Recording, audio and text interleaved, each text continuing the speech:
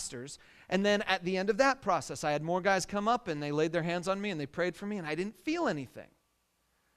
And this went on and on and on, and I kept trying different things until finally, not too long ago, I was at a conference and this guy was up there talking. He was a friend of mine. His name is Gary Rohrmeyer.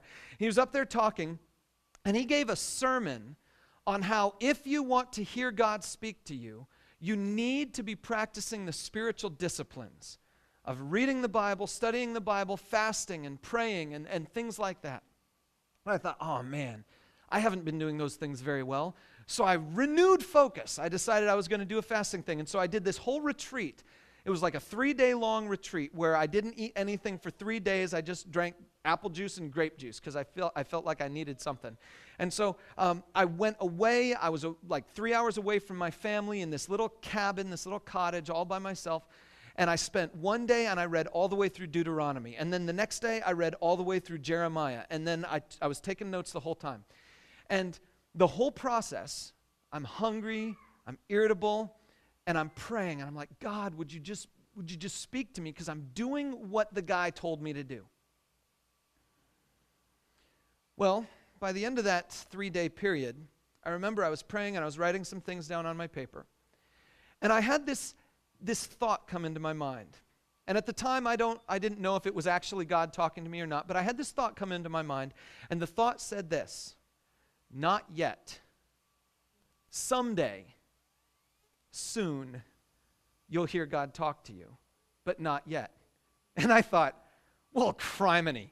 I just spent 3 days not eating, and the irony of oxymoronic irony is that I think God spoke to me to tell me he's not going to talk to me yet.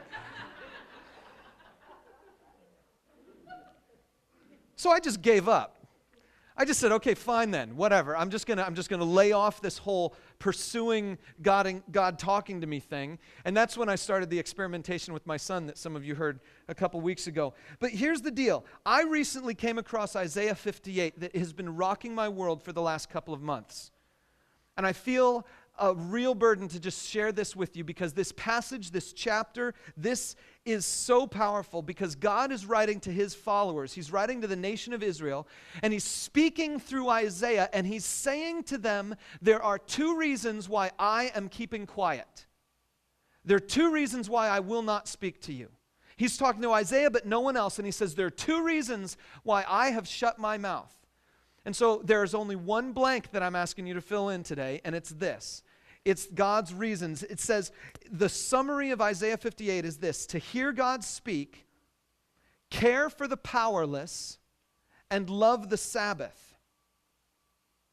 Care for the powerless and love the Sabbath. If you have your Bible, turn to Isaiah 58. It's on page 518 in the Bibles that we passed out, so you can get there. Isaiah 58, page 518. We're going to read the whole chapter. It's only 14 verses, but we're going to stop along the way, and we're going to talk about it. We're going to unpack it bit by bit as we go through this. So let's begin right up at the top, verses 1 through the first half of 3. God's speaking to Isaiah, and he says, shout it aloud. Do not hold back. Raise your voice like a trumpet. Declare to my people their rebellion, and to the house of Jacob their sins. For day after day they seek me out. They seem eager to know my ways. Hold on a second. Because God says, declare their rebellion, because day after day they seek me. Now, if that doesn't strike you as odd, it should, because what they're doing is they're seeking God, and God calls that rebellion. They're going to God, and God calls that rebellion. There's something weird going on here, so stay tuned with me. As if they were a nation that does what is right and has not forsaken the commands of its God.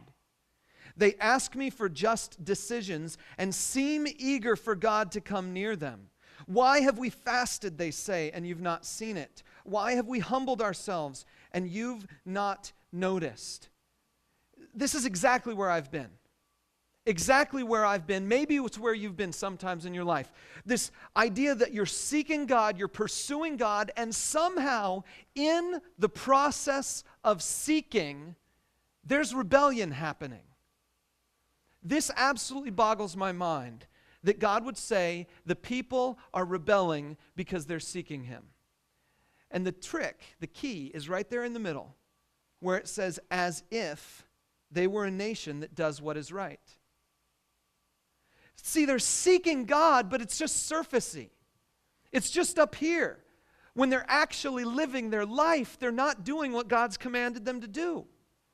They're seeking him on the surface. They're saying, they're praying, God, would you do this stuff for us? Would you give us guidance? Would you give us wisdom?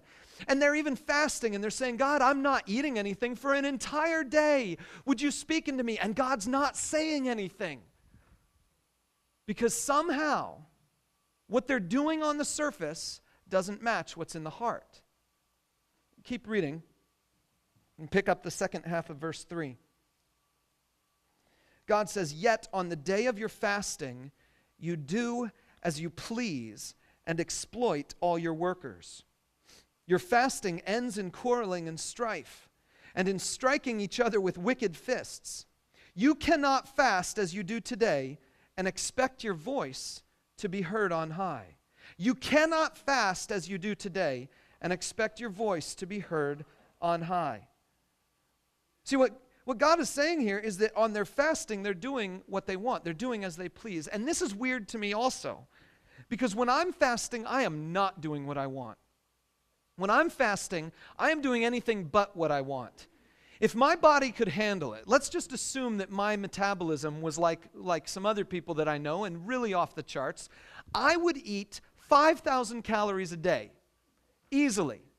But my metabolism and my cholesterol are not there, so every day I feel like I'm fasting in some measure.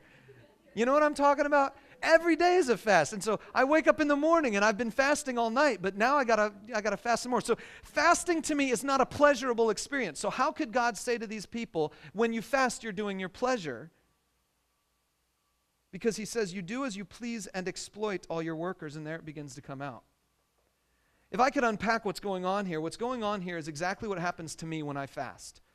I fast and I'm irritable. And so what I do is I try to make the rest of my day as comfortable as possible. What I do is when I'm fasting, I make sure it's on a day when I don't have to talk to people. I make sure it's on a day where I could just be all by myself, off in a cabin somewhere, where no one's going to bug me, no one's going to bother me. But if I'm home, you know what I do then? My children become my remote control for everything. Not just the television, it's like for everything. So I'm laying on the couch and I'm like, and I know dinner's going to come.